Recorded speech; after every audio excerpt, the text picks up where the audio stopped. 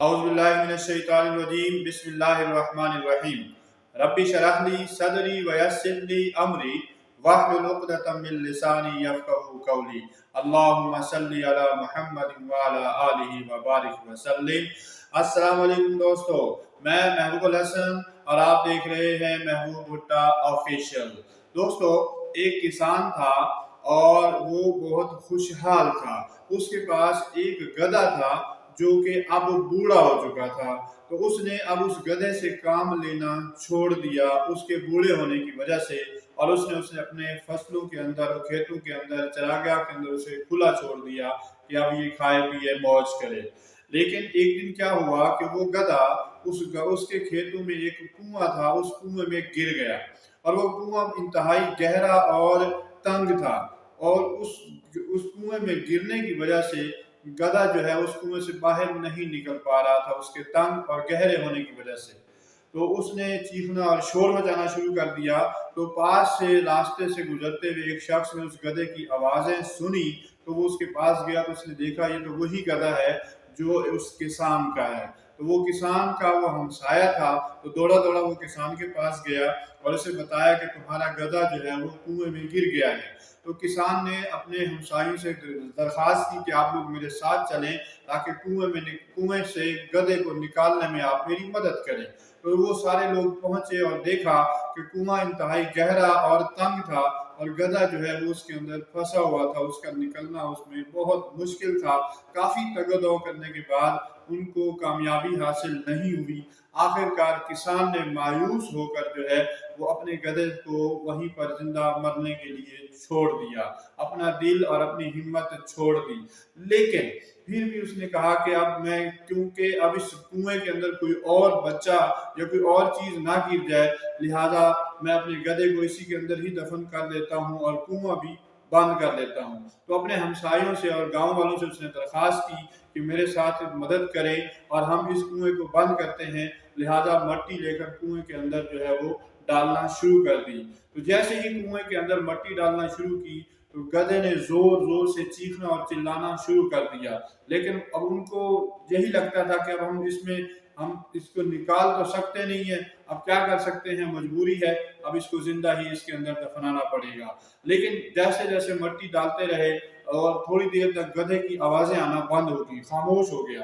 تو اس پر کسان نے دیکھا کہ گدھے کے ساتھ کیا معاملہ ہوا، تو اس نے تھوڑا سا کنویں کے اندر آگے ہو کے جھانکا، تو اس نے ایک بڑا ہی عجیب و غریب منظر دیکھا کہ جیسے جیسے لوگ اس کے اوپر مٹی ڈالتے تھے، وہ مٹی اس کی کمر کے اوپر، اس کے سر کے اوپر پڑتی تھی، تو گدھا اپنی کمر کو اور اپنے سر کو جھاڑتا اور مٹی نیچے گر جاتی۔ جیسے مٹی نیچے گرتی، گدھا اس کے اوپر پاؤں رکھ کے کھڑا ہو جاتا۔ اسی طرح مٹی گرتی رہتی اور اس کو جھاڑتا، مٹی نیچے گرتی اور اوپر، اس طرح کرتے کرتے جو ہے وہ گدھا تھوڑا سا کنارے کے قریب ہوا اور اس نے چھلانگ لگائی اور اس کنویں سے باہر نکل آیا۔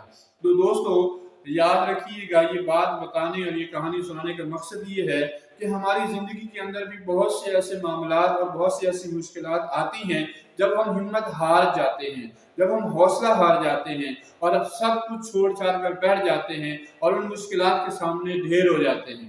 ہمیں اس گدھے سے سبق سیکھنا ہے، ہمیں اس کہانی سے سبق سیکھنا ہے کہ یہ مشکلات جو ہیں یہ ہمیں آگے کی زندگی کی کامیابی دینے کے لیے آتی ہیں۔ وہ کیسے، اقبال نے کیا کہا کہ تندی باد مخالف سے نہ گھبرا اے عقاب، یہ تو چلتی ہیں تجھے اونچا اڑانے کے لیے۔ یعنی یہ جو ہوائیں ہیں، یہ جو اگر عقاب ہواؤں کے ڈر سے ہی اڑنا چھوڑ دے تو وہ اونچائی پہ کیسے پہنچے گا؟ اسی طرح زندگی کی جتنی بھی مشکلات ہیں یہ ہمیں آگے بڑھانے کے لیے، ہمیں اگلی کامیابی دینے کے لیے آتی ہیں۔ میرے اپنے ساتھ کئی ایسے معاملات ہوئے ہیں، کئی موقعوں پر مجھے ایسا لگا کہ اب معاملہ سب ختم ہو چکا ہے، ناکامی انتہائی لیول تک پہنچ چکی ہے، لیکن اللہ تعالیٰ نے اس میں ثابت قدمی اختیار کرنے کی توفیق دی، اور جب ثابت قدمی دکھائی اور اس کے بعد اللہ تعالیٰ نے اس کے اندر رزلٹ دیے، اس کی کامیابیاں دی، اب دل کرتا ہے کہ یا اللہ تیرا شکر ہے کہ یہ مشکلات اگر نہ آتی تو میں آج اس مقام پہ نہ ہوتا۔ یقین جانیے گا دوستو، آپ کی زندگی کا جتنی بھی مشکلات آتی ہیں وہ مشکلات دراصل آپ کو آگے اور بلندیوں پر لے جانے کے لیے آتی ہیں۔ صرف آپ نے کرنا کیا ہوتا ہے، حوصلے اور صبر سے کام لینا ہوتا ہے، ہمت سے کام لینا ہوتا ہے۔ सब्र से काम। इसलिए तो अल्लाह फरमाता है कि इन्नल्लाह मअस-साबिरीन, ये मुश्किलात आपके ऊपर आएंगी। अब सब्र क्या है? अपने आप पर कंट्रोल, अपने आप पर काबू रखना, बर्दाश्त करना और मेहनत जारी रखना कंसिस्टेंसी के साथ, ठीक है। इसलिए अल्लाह फरमाता है वबश्शिरिस साबिरीन, तो ऐसे लोगों को दुनिया में भी कामयाबियां मिलती हैं, अल्लाह आखिरत में भी कामयाबियां देता है। तो आजकल कुछ स्टूडेंट्स जो हैं अपने रिजल्ट को लेकर, जो उनका फर्स्ट ईयर 9 का जो रिजल्ट आया उस वाले से उनके अंदर काफ़ी सारी मायूसी फैली हुई है, काफ़ी परेशानी का सामना है और बड़े परेशान हैं कि मार्क्स कम आए हैं। खुदारा आप इस चीज़ से सबक सीखते हुए आगे बढ़ने की कोशिश करें, मेहनत करें, तवक्कल अलल्लाह करें, इंशाअल्लाह वो दिन दूर नहीं, यही मुश्किलात आपको कामयाबियों तक पहुंचा के रहेंगी। Thank you very much. अस्सलाम वालेकुम।